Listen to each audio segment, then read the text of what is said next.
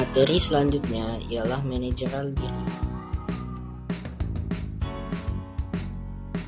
Menurut Friedrich Saxono, pengertian manajemen diri adalah kemampuan seseorang untuk mengenali dan mengelola orang lain dan berbagai sumber daya untuk mengendalikan atau menciptakan realitas sesuai dengan misi dan tujuan hidup. Pentingnya manajemen diri ialah yang pertama, meningkatkan kreativitas dan produktivitas, 2. Menghilangkan stres, 3. Memecahkan dan menyelesaikan masalah, 4. Meningkatkan rasa percaya diri, dan yang kelima, meningkatkan kemampuan belajar dan mencapai prestasi. Bagaimana cara melakukan manajemen diri? Yang pertama ialah memahami kelebihan dan kekurangan diri sendiri. Kedua, membuat skala prioritas.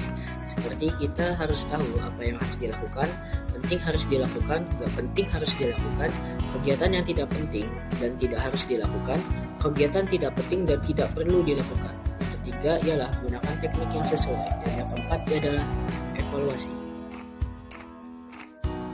Selanjutnya ialah ada teknik dasar komunikasi. Komunikasi adalah proses penyataan antar manusia di mana yang dinyatakan dalam pikiran atau perasaan seseorang kepada orang lain. Terdapat 3 bagian komunikasi, yaitu pembicara, isi, pendengar. Skill komunikasi itu penting karena first impression kita dibutuhkan juga dalam skill komunikasi. Jenis komunikasi yang pertama ialah verbal, mengobrol secara langsung. 2. Non-verbal, menggunakan bahasa tubuh. Yang ketiga tulisan, dan yang keempat visual melalui gambar, pamflet, dan lain-lain.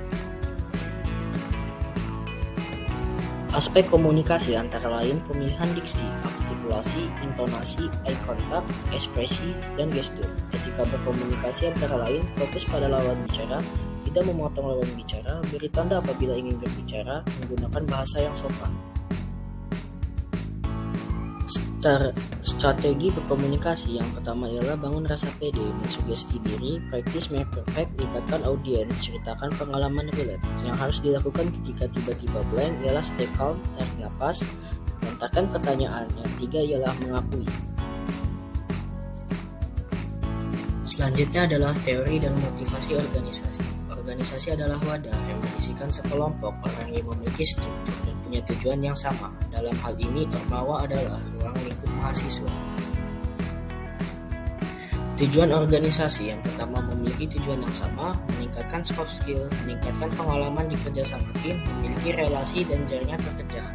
Teori dasar organisasi yang pertama ialah memiliki tujuan yang jelas, memiliki struktur, mempunyai pembagian tugas setiap bidang.